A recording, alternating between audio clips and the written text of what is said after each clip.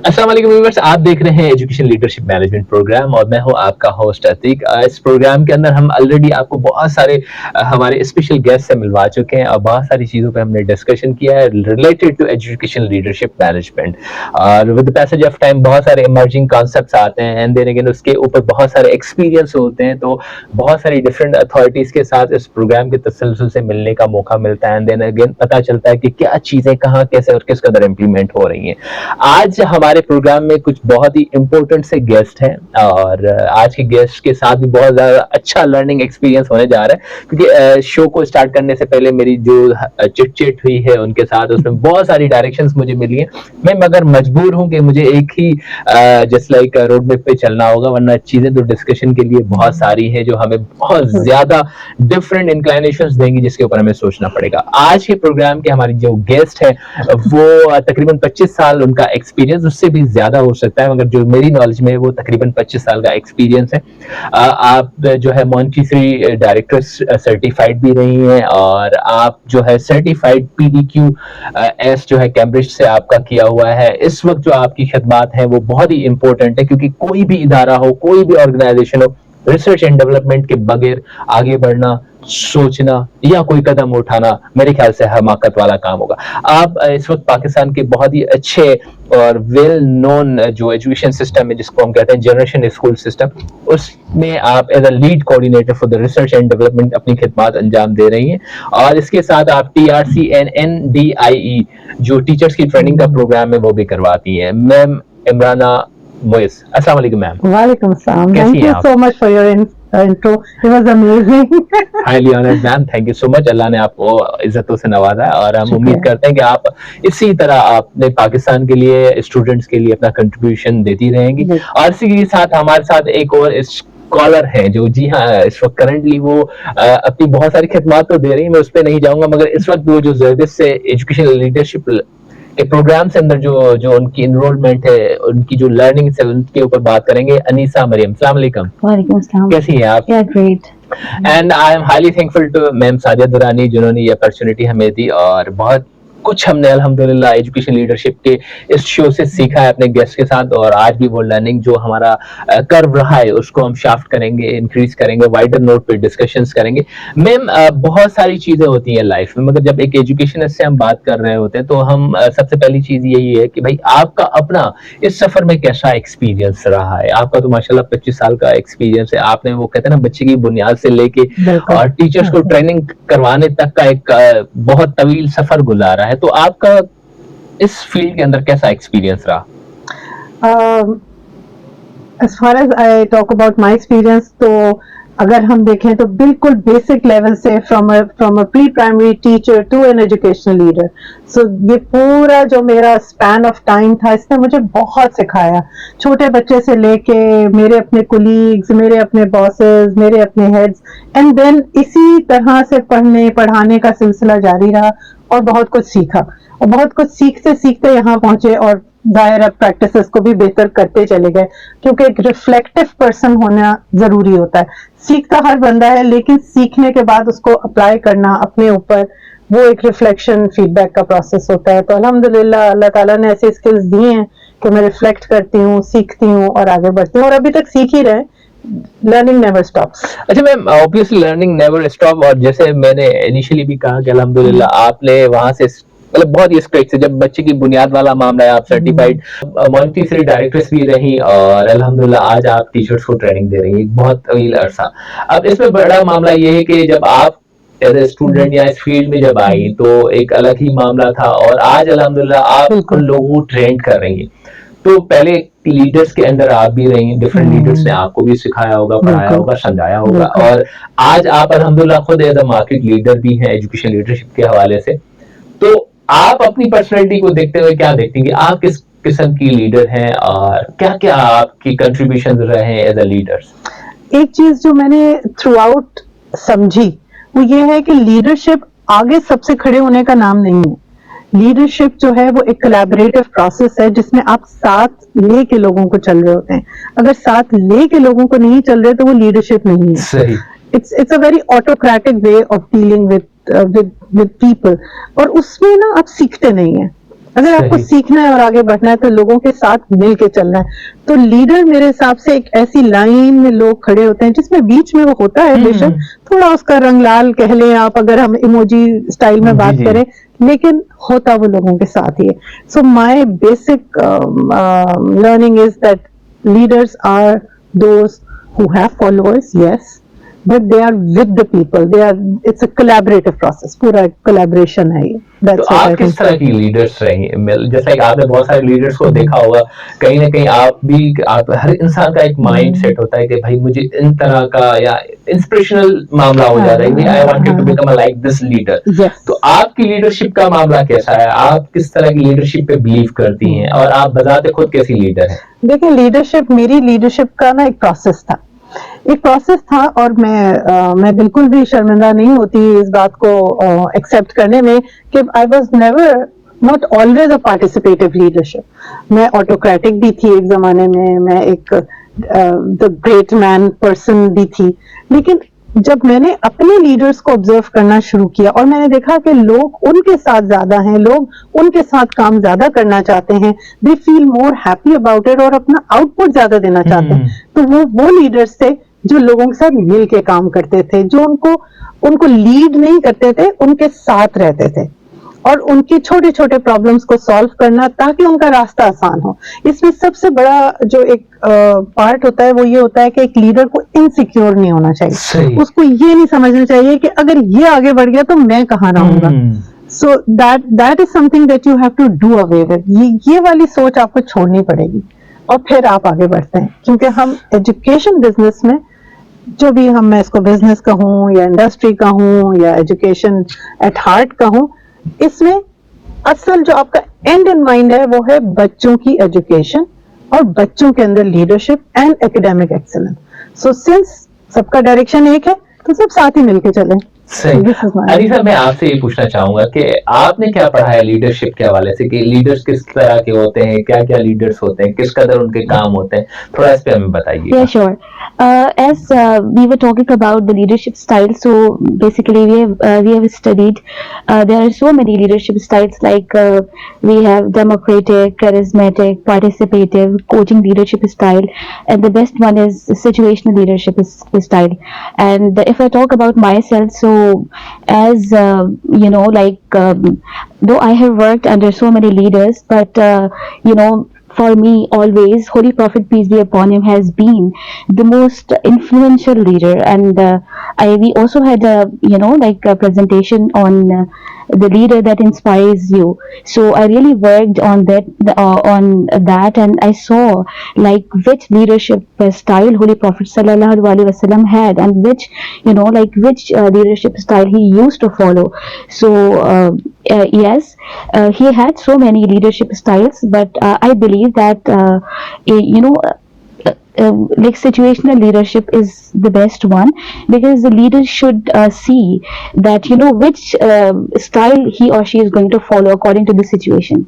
सही। Obviously ma'am बहुत सारी चीजें होती हैं, मगर एक चीज बहुत इम्पोर्टेंट होती है कि मोटिवेशन, सेल्फ रिस्पेक्ट का मामला हो या किसी भी तरह की सिचुएशन हो, तो मोटिवेशन एक ऐसी चीज है, अगर वो ना हो तो लोग बहुत जल्दी डिसहार्ट हो जाते हैं। देन अगेन, जैसे आप लीडरशिप ट्रेनिंग करवाती हैं, अपने जो मैनेजमेंट के हवाले से बहुत सारी चीजें होंगी, रिसर्च के अंदर तो ऑब्वियसली बहुत सारे सवालात भी होते हैं, लोगों के साथ हो जाते हैं, तो लोग समझ कहते हैं भाई ये ऐसा सवाल क्यों कर दिया, कैसा, मतलब इन्होंने मेरे साथ ये सवाल क्यों किया, ऐसा करना ही नहीं चाहिए था उनका ये वो। मगर जॉब की रिक्वायरमेंट्स होती है, कोई चीज ऐसी होती है जिसमें सवालात भी बहुत जरूरी होते हैं, और लोग कहीं ना कहीं वो एक अलग डायरेक्शन में उसको ले लेते हैं। तो उस जगह आपको एक बहुत बड़ा इंपॉर्टेंट सा फैक्टर लेके आना पड़ता है, मोटिवेशन। तो how do you just like cope up with that all scenarios under the line of motivation? Okay. Generally motivation जो एक कॉन्सेप्ट है, डैनियल गोलमैन का इमोशनल इंटेलिजेंस का पार्ट है वो। और जब आप मोटिवेशन की बात करते हैं तो एक तो सेल्फ मोटिवेशन होता है कि यू आर मोटिवेटेड इनफ कि आप उस चीज को हासिल करें जो आप करना चाहते हैं, और उस चीज को हासिल करने की मोटिवेशन में आप दूसरों का ख्याल रखते हैं। क्यों? क्योंकि वो आपके साथ है। Like I said, I believe in participative leadership, so you just cannot work without it.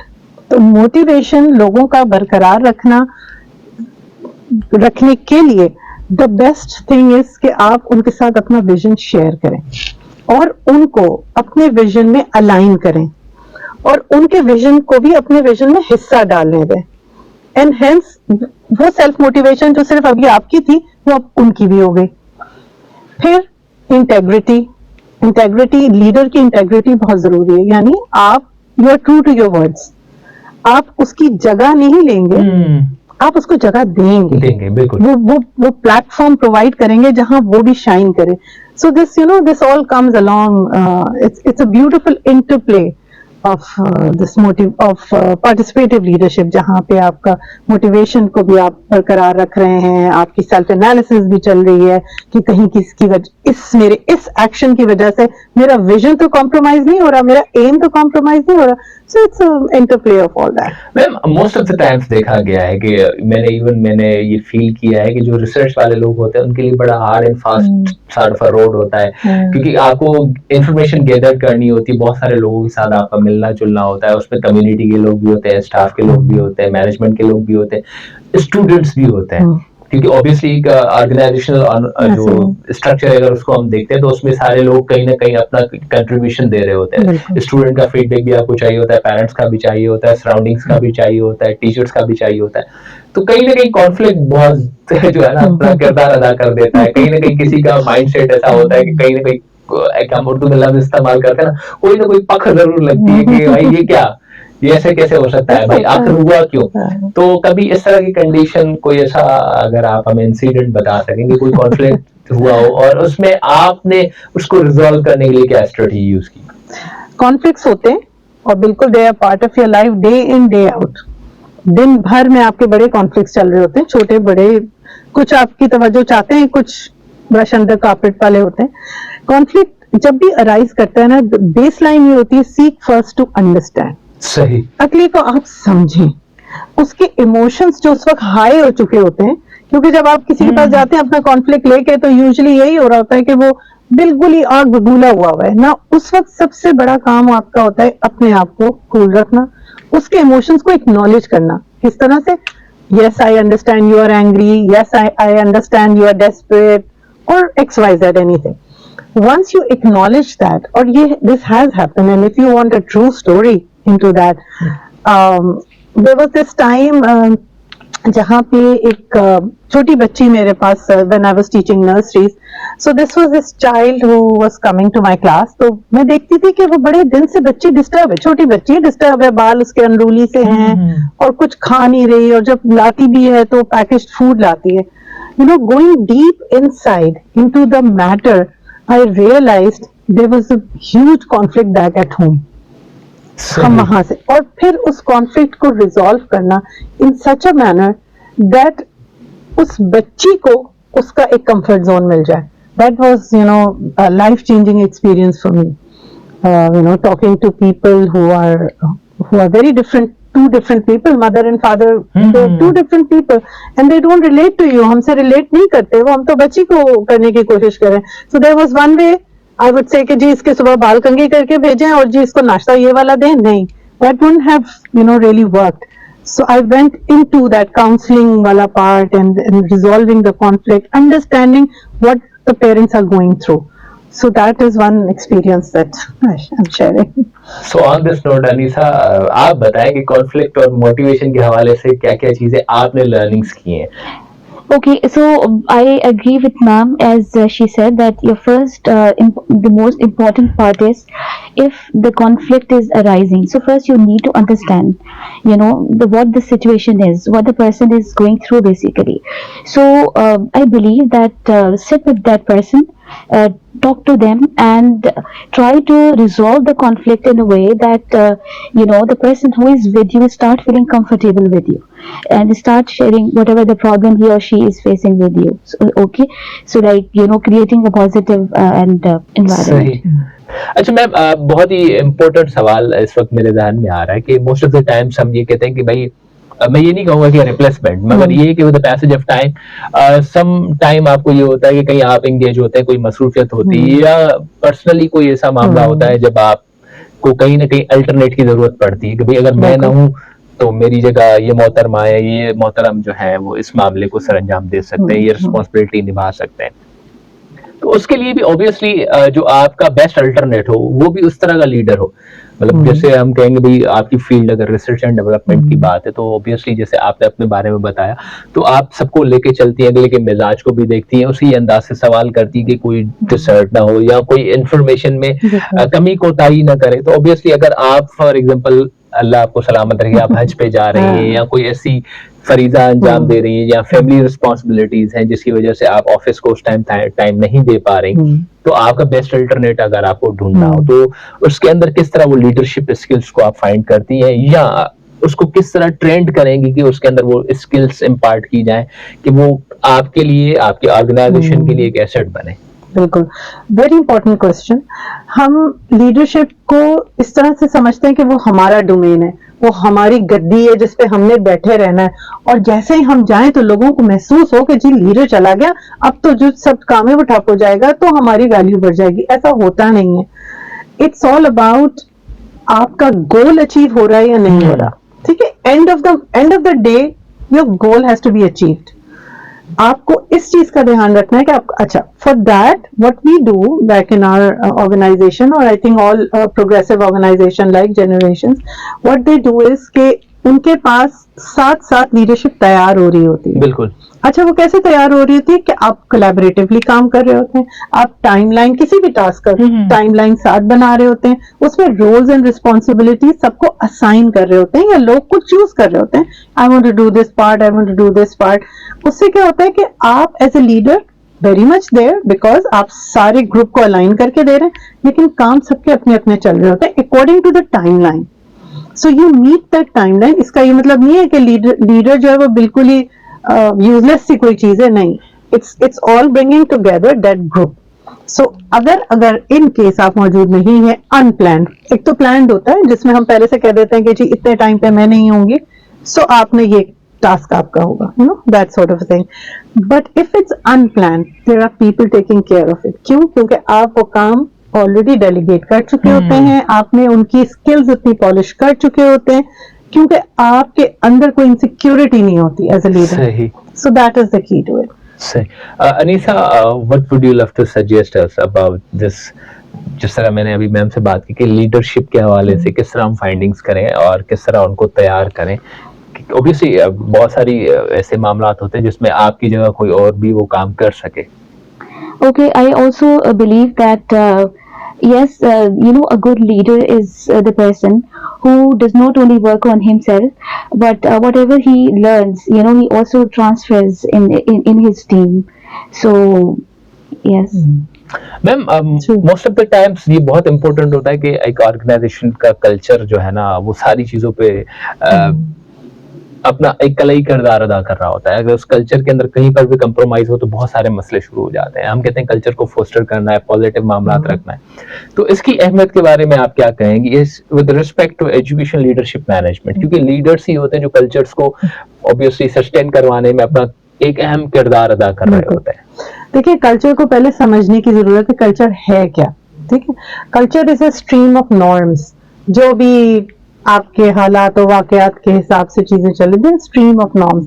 कहीं आपको वो खास नजर आते हैं, मे बी जिस तरह से आप लोग ड्रेसअप होते हैं, कुछ चीजें जो होती हैं वो नजर नहीं आती, but they are part of the culture. ठीक है, अब कल्चर बनता कैसे? कल्चर ऐसे बनता है कि आप लोग जब मिलकर काम करते हैं, कॉन्फ्लिक्ट्स आते हैं, आप उसको रिजॉल्व करते हैं। रिजॉल्व करने के लिए आपके जो स्टेप्स होते हैं वो एक कल्चर क्रिएट हो रहा होता है कि हाँ, हम एक दूसरे की बात सुनते हैं, हम एक दूसरे को स्पेस देते हैं। That is the culture.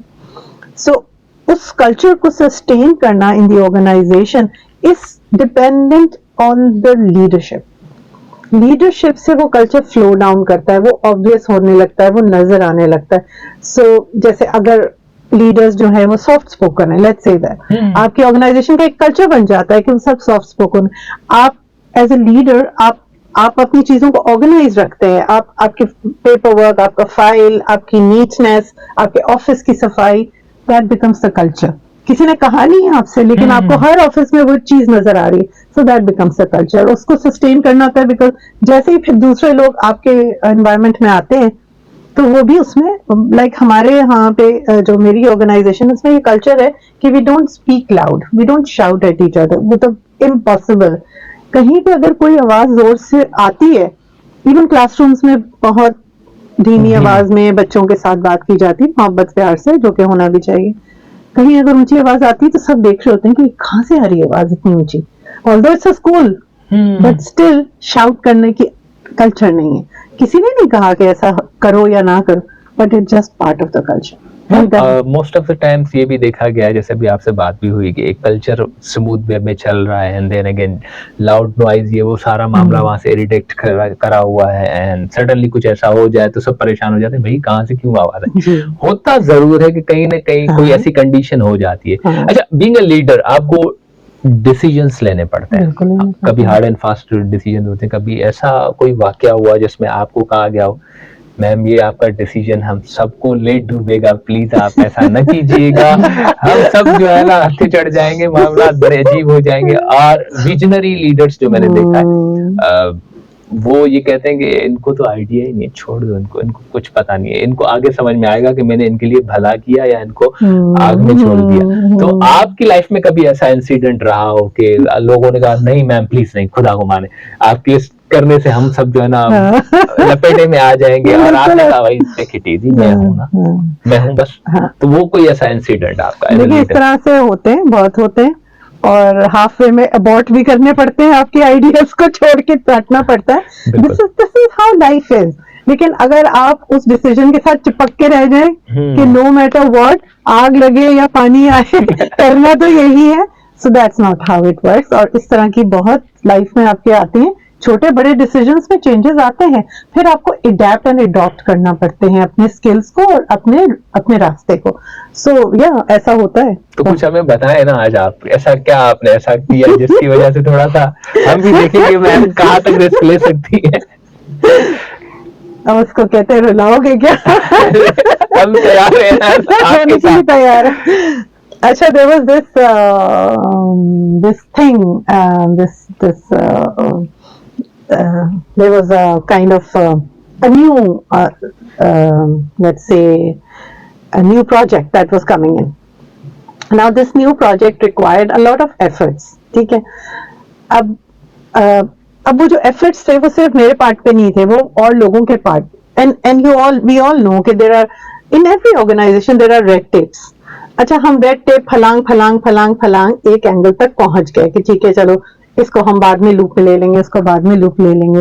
लेकिन हुआ क्या कि वो it was a complete dead and, और आज तक उसके जो बाकियात हैं वो दिल पे जो है वो मौजूद है।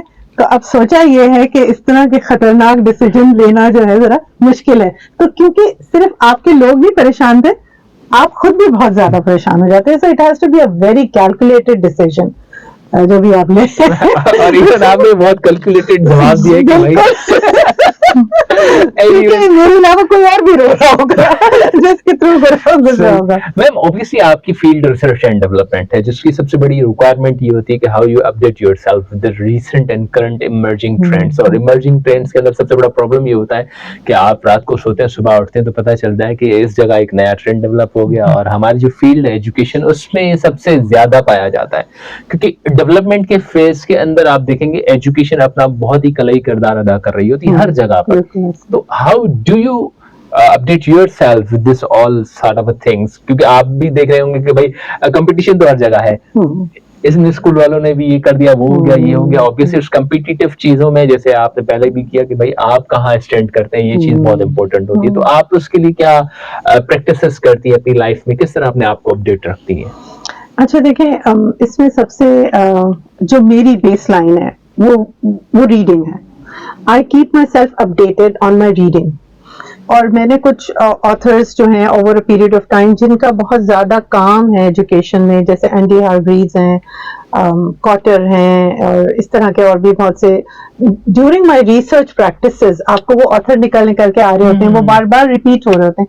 तो मेरे अपनी डेवलपमेंट के लिए तो मैं रीडिंग को ही सबसे ज़्यादा कहूँगी कि it helps me. Yes, but studying going for higher studies, moving ahead and never being scared कि जी अच्छा एग्जाम प्रेशर होगा, जी असाइनमेंट करने पड़ेंगे.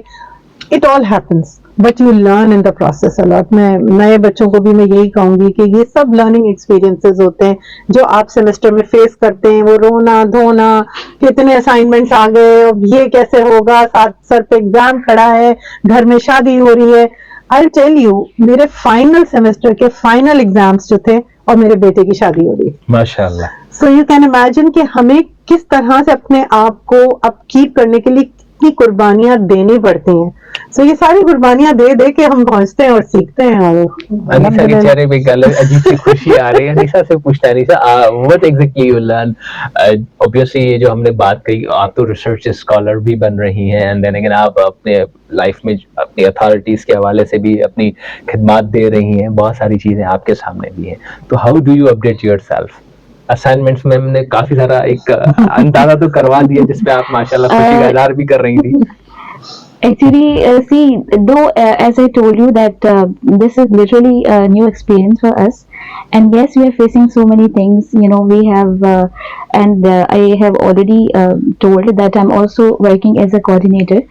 Again, it's been 1 year, but we have to face so many things together, like assignments and exams, and you know, school responsibilities also. But what I feel is that yes, sometimes we also create panic. You know, it's very difficult for us to how to update and monitor so many things at the same time. But yes, what I have been learning, and I have learned that whatever comes in your way, try to you know, embrace it. Okay, and because the more you're going to embrace it, you know, more it will be easy for you. Okay, and plus try to you know, delegate the responsibility if you feel like somewhere it's difficult for you to you know, handle. So as a leader, because I feel like leaders they do you know, delegate responsibilities because they see that if their team is capable enough, so this is how they can like you know, like update themselves and सही. अच्छा ma'am, obviously एक बहुत ही बड़ा मसला ये होता है कि टाइम को कोई भी कैद नहीं कर सकता, मगर हम टाइम के कहीं ना कहीं मोहताज होते हैं लाइफ में. अल्हम्दुलिल्लाह ये जो मेरे आज आपके साथ ये टाइम गुजरा है मेरे लिए बायज़ ब्लेसिंग्स हैं कि मैंने बहुत कुछ आप लोगों के तजुर्बे से सीखा. ऑब्वियसली आपने अल्हम्दुलिल्लाह एक, मैं कहूँगा कि अपनी लाइफ का आधा हिस्सा तो आपने एजुकेशन को दे दिया है, और इसमें आपने हमेशा लाइफ में, आपकी लाइफ की जो सबसे बड़ी बात ये कहूँगा कि मैंने कहूँगा कि अल्लाह की आपके ऊपर खास शफाअत ये थी कि आपने सारी उम्र सीखा भी और दिया भी जो आपने सीखा है. तो जो एस्पायरिंग लीडर्स हैं in the field of education, उनके लिए आप एज अथॉरिटी भी हैं, आप रिसर्च पे भी काम कर रही हैं, डेवलपमेंट के ऊपर भी काम कर रही हैं, यानी कि एक जगह से इदारे को सपोर्ट करनी है, दूसरी जगह इदारे के लोगों को सपोर्ट करनी है कि वो चीजों को अपलिफ्ट करें. एस्पायरिंग एजुकेशनल लीडर्स के हवाले से आपकी क्या उनको सजेशन होगी? क्योंकि हम देख रहे हैं कि पाकिस्तान में एजुकेशन के ऊपर अब काफी अच्छे से फोकस किया जा रहा है कि कहाँ कहाँ क्या क्या किस जगह बेहतरी लाई जा सकती है. तो इस हवाले से मैं चाहूंगा कि जो इस फील्ड में आना चाह रहे हैं एजुकेशन के हवाले से, जो फ्यूचर के लीडर्स बनना चाह रहे हैं, उनके लिए आपकी क्या सजेशंस हैं? First of all thank you so much for this opportunity. और मैंने आपसे भी बहुत सीखा, ऐसा नहीं है, और माशाल्लाह इनसे भी बहुत अपने स्कॉलर से इनसे भी बहुत सीख रहे. सीखने का अमल जो है वो चलता रहता है, इसमें कोई हतमी नहीं होता शख्स के बस जी इसको बहुत आता है बस इसी को आता है, ऐसा नहीं है. मैंने अपनी लाइफ में एक्सपीरियंस किया. जहां तक आपका सवाल है कि एस्पायरिंग लीडर्स का के लिए क्या मैसेज हो या उनको what is it that they want to work on, सबसे पहला जो है ना, रिफ्लेक्टिव. आपको अब जहां आप फंसे, आप ये देखने और जानने की कोशिश करें कि आप क्यों फंसे. सही. और जब आप आइडेंटिफाई कर लें कि आप क्यों फंसे, तो वहां पे आपको अपनी गलतियों को सुधारना होता है. जैसे मैंने आपको बताया कि डेड एंड्स होते हैं, आप फलांगते हैं और कभी मुंह जो है वो दीवार से जाके टकरा जाता है, लेकिन फिर आप खड़े होते हैं. Then the second part is resilience. आपके अंदर वो विल होनी चाहिए कि आप खड़े हो सके, और आप खड़े सिर्फ उस बलबूते पे होंगे अगर आपने विजन सेट किया हुआ होगा. आप अपने लिए जो एस्पायरिंग लीडर्स हैं, first of all they have to decide what they want to do in their life. अगर वो इस डिग्री में है तो क्या वो सिर्फ इसलिए आ गए कि उनके पास टाइम बहुत था, या वो इसलिए आ गए कि उन्होंने सोचा कि चलो अपनी डिग्री के फोल्डर में एक डिग्री और लगा लेते हैं?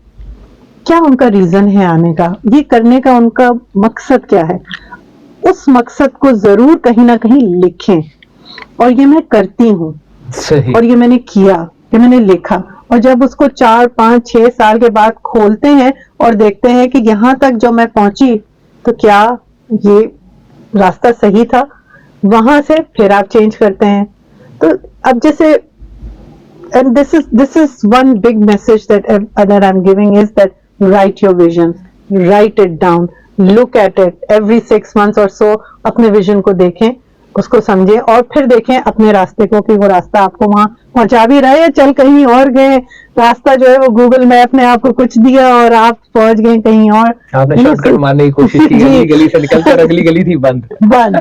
So you got to see that. सही। मेरे को अनीसा, अब आप बताएं भाई कि आप, मैम ने तो हमें बता दिया कि भाई आपको अपनी सेल्फ असेसमेंट हर 6 माह में करनी चाहिए, 3 महीने में करनी चाहिए। खुदा न ख्वास्ता अगर आप रेड लाइंस को क्रॉस करते हुए बहुत ही तेज रफ्तारी से जा रही है और अचानक जैसे गली का रास्ता बंद था, धड़ाम करके गिर गए, तो रिजिलियंस आपके अंदर होनी चाहिए।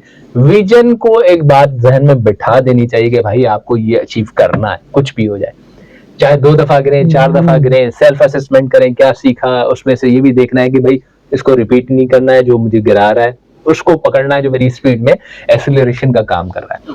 अगेन अब आपकी बात आ रही है, आप इस वक्त अल्हम्दुलिल्लाह एज ए स्कॉलर अपनी एजुकेशन कंप्लीट करने जा रही हैं, तो आपको भी लोग देखते होंगे, ऑब्वियसली आप जब पढ़ा रही हैं या लोगों के साथ आपकी इंटरेक्शन हो रही है, तो समवॉट आप भी किसी न किसी तरह से उनकी इंस्पिरेशन बनती होंगी। What exactly you say about this all, कि उनके लिए आपकी क्या सजेशन है एजुकेशन वाले लोगों के लिए? I would like to say that first of all, it's important for any person to have a clear vision. See, sometimes people say that yes, they do have a vision, but it's literally not clear. So I believe that the vision should be clear. Number two, being a leader, you are going to face so many things. So many challenges are going to come to your way. So what you're going to do is you should be determined. सही। Third thing, I would say that, though you are a leader, but, never think that you are a leader, so you are always right. Talk to the team, okay? Because I feel like sometimes, your team around you is so, like the people are so good and they're so motivated. They have got so many directions. So when you're going to listen to them, so maybe get inspired from them. Maybe you get a clue that's going to work with you. So always listen to them and never stop learning, and try to embrace the change, whatever is going to come to your way. So this is how I feel like these steps can lead you to a great leader. I mean, listen to learn. Again.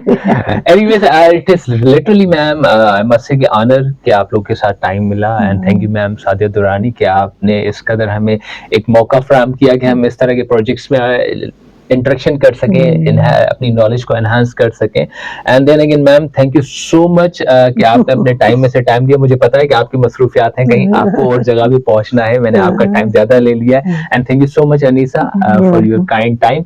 Stay tuned, this is Zeb FM digital.